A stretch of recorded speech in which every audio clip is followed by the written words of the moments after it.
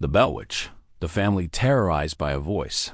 The Bell Witch is not remembered as a fleeting ghost story. It is remembered as a sustained collapse of normal life. A family did not simply see something strange. They lived with it. They slept under it. They aged beneath it. What made the Bell Witch different from other hauntings was not only what it did, but how long it stayed, how openly it spoke, and how deliberately it chose its victims. This was early America. There were no cameras, no tape recorders, no internet to amplify fear. And yet the Bell Witch spread anyway, through sworn testimony, journals, letters, and the shaken voices of those who claimed they had seen nothing, but felt everything. The story begins not with screams, but with land. In the early 1800s, Tennessee was still frontier territory. Forests stretched endlessly. Roads were rough paths carved by wagons and hooves. Communities were small and tightly bound by religion, labor, and rumor. Families relied on one another for survival. Isolation was normal. Silence was common. John Bell arrived in Robertson County around 1804. He had moved his family from North Carolina seeking fertile land and opportunity. He was a prosperous farmer, respected by his neighbors and active in the local church. He owned several slaves, managed large tracts of farmland, and was known as a man of order. His wife, Lucy Bell, was described as kind, deeply religious, and devoted to her children. They built a log farmhouse near the Red River. It was simple but sturdy. The land was good. The soil produced crops. The woods provided game. At first, nothing about the Bell homestead felt unusual. But land has memory, and sometimes memory resents being disturbed. The first strange incident occurred sometime around 1817. John Bell was walking his fields when he noticed an animal at the edge of the woods. At first glance, it appeared to be a dog, but it was larger, too still. Its posture was wrong. Its eyes reflected light unnaturally. John raised his rifle and fired. The creature vanished. There was no sound of retreat, no rustling leaves, no blood, no tracks, nothing to suggest it had ever been there. John Bell dismissed it, but unease lingered. It was the kind of moment that stays lodged in the mind, the kind of moment that refuses to fade. Soon after, the nights changed. The Bell children began complaining of noises after dark. Scratching sounds came from beneath the floorboards. Knocking echoed from the walls. The sounds moved from one side of the house to the other, as if something was testing the structure. At first, the family assumed animals had gotten inside. Tennessee was filled with wildlife. But animals did not knock rhythmically. Animals did not stop when spoken to. One night, Betsy Bell awoke screaming. She claimed something had pulled her hair violently. When Lucy ran to her daughter's room, Betsy was shaking, clutching her head, insisting someone was still there. But no one was. Over the following nights, it happened again. Blankets were pulled from beds. Covers were yanked away as if by invisible hands. The family prayed. The activity grew stronger. Lucy Bell began waking with bruises on her arms and legs. She insisted she had not struck anything. Marks appeared overnight. Finger-shaped impressions formed on her skin. Betsy's bruises were worse. Red marks, scratches, swellings that faded only to return elsewhere. The house was no longer quiet. Then came the voice. At first, it was faint, a whisper that barely rose above the creak of wood and wind. The family could not tell where it came from. It seemed to move through the room. Sometimes it sounded close to the ear. Other times it echoed from the walls. Soon, the whispers became words. The entity spoke clearly. It addressed family members by name. It mocked them when they prayed. It laughed when they cried. It claimed it was not a ghost, not a demon, not a human spirit.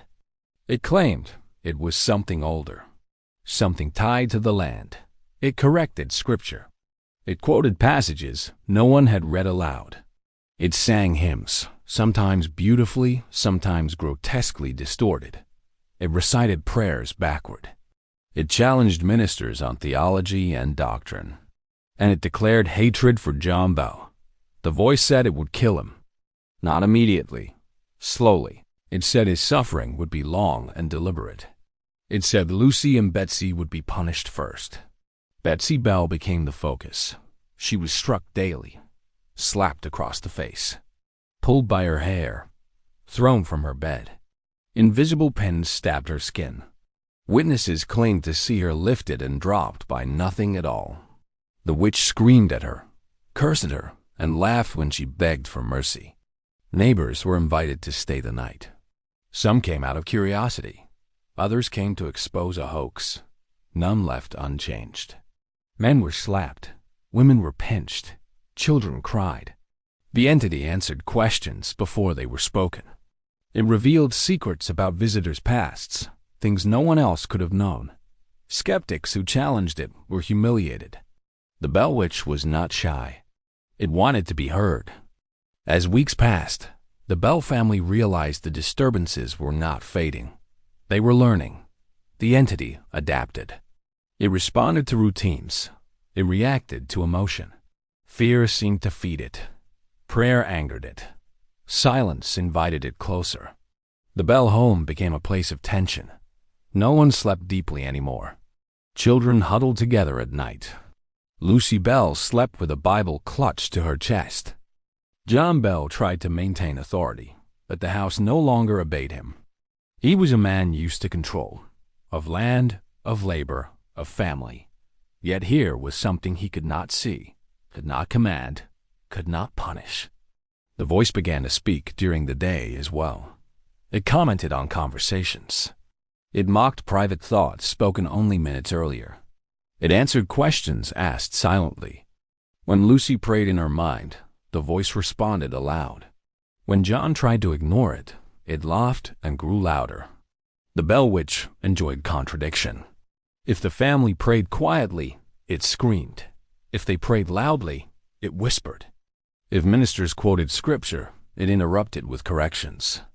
If hymns were sung, it joined in, sometimes harmonizing perfectly, sometimes twisting the melody into something almost unrecognizable. Visitors increased. Word traveled quickly through Robertson County. People wanted to see the talking spirit for themselves.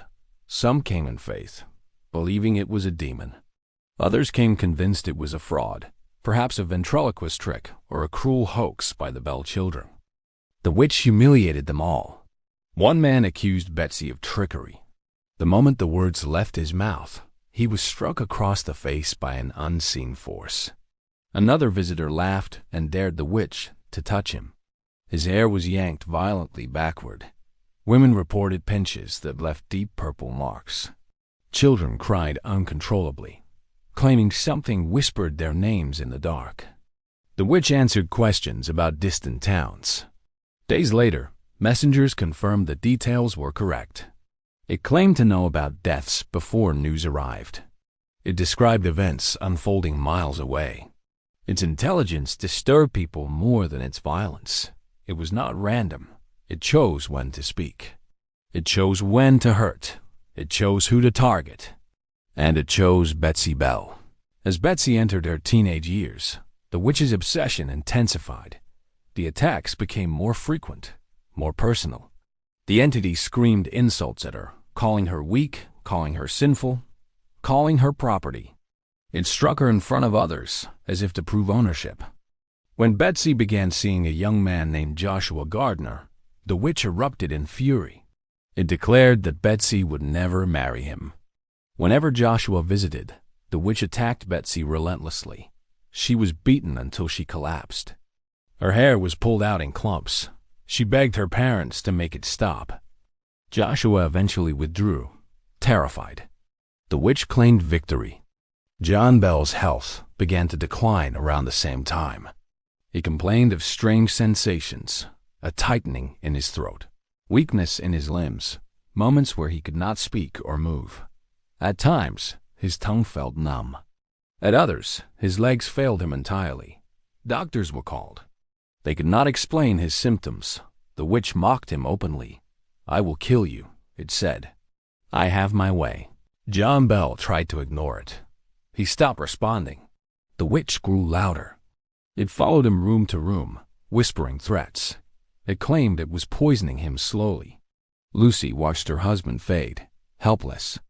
At night, the Bell house became unbearable. The knocking shook the walls. Beds rattled. The voice laughed for hours without pause. It told stories. It sang. It screamed. No one slept. The Bells considered leaving. But the witch said it would follow. Ministers came in groups now. They fasted. They prayed. They anointed the house. The witch mocked them all. It claimed ministers were liars. It claimed some were adulterers. It exposed secrets that sent men fleeing in shame. Religion did not drive it away. If anything, it enjoyed the challenge. By 1819, the Bell Witch was no longer a family problem. It was a regional phenomenon. People spoke of it openly. Children dared each other to visit the Bell home. Adults whispered warnings. The land around the house felt different.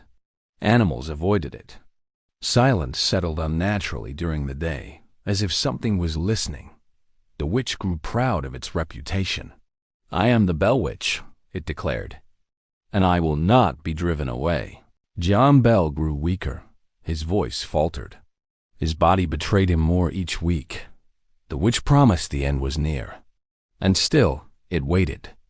John Bell's decline accelerated after the witch's promises grew more specific. What had once been intermittent weakness became constant suffering. His tongue often felt swollen and useless. At times, he could not form words at all. When he tried to walk, his legs trembled beneath him. He complained of a tightening in his throat, as if invisible fingers were closing around his windpipe. The witch spoke during these moments, calm and satisfied, narrating his pain as it happened. Lucy Bell watched her husband fade day by day. She prayed beside him. She pleaded aloud for mercy. The witch laughed at her prayers and mocked her faith. It told her no amount of devotion would save him. It said his fate was sealed. At night, John Bell lay awake, listening to the voice whisper threats inches from his ear. Sometimes it shouted. Sometimes it spoke softly, promising relief only through death. The house felt smaller with each passing day, as if the walls themselves were pressing inward. Doctors were summoned again. They examined John Bell and found no injury they could explain. They suggested nervous illness, exhaustion, perhaps a stroke. None of their treatments eased his suffering. The witch ridiculed their efforts, claiming it alone controlled his body. "I have him," it said, "and I will not let go." In the final weeks, John Bell could barely move. He spent most of his time confined to bed, unable to speak clearly, unable to swallow without choking. Lucy fed him slowly, watching tears roll down his face as he struggled. The witch hovered constantly, speaking over him, announcing each failure of his body with cruel satisfaction. Then, one morning in December 1820, John Bell was found unconscious and unresponsive. His breathing was shallow. His eyes did not open.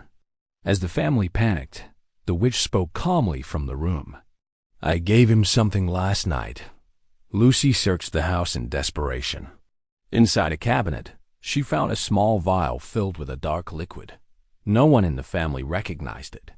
No one admitted to placing it there. When Lucy asked what it was, the witch answered without hesitation. "That is the poison I gave John Bell." The witch boasted openly. It said it had slipped the poison into his medicine. It said no human hand could stop what had already been done. It laughed as Lucy wept. John Bell died soon after. The witch did not leave when his breathing stopped. It celebrated.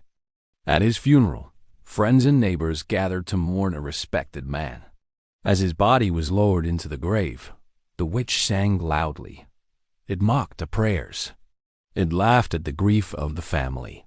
Witnesses later said the voice rang clearly over the burial, impossible to ignore. Only after the funeral did the activity begin to fade. The witch announced it would leave the Bell family. It claimed its work was finished. It told Lucy Bell that Betsy would finally have peace. But before departing, it made a final promise. It said it would return in 7 years. It said the Bells had not heard the last of it. Then, the house fell silent. For the first time in years, the nights were quiet. No scratching, no knocking, no voice. Betsy Bell was no longer attacked. The bruises faded. The fear loosened its grip. Eventually, she married, not Joshua Gardner, but another man, years after the witch vanished. 7 years later, Lucy Bell claimed the voice returned briefly. It spoke only to her. It predicted future events and then disappeared again. It said it would return generations later. It did not say when. John Bell was buried. The house remained. The land endured. The Bell Witch passed into history, but it did not fade into obscurity. Diaries, letters, and sworn statements survived. The story spread far beyond Tennessee. A cave near the Bell property became infamous. Visitors reported strange sensations, whispers, sudden dread. Some claimed the witch still lingered. No explanation ever closed the case. Some said it was hysteria. Others said it was deception. May believed it was something ancient, intelligent, and bound to the land itself. Whatever the truth, the Bell family lived through years of terror that ended in death. The Bell Witch did not need shadows to exist. It spoke in daylight. It answered questions. It left a grave behind. And it promised it was never truly gone.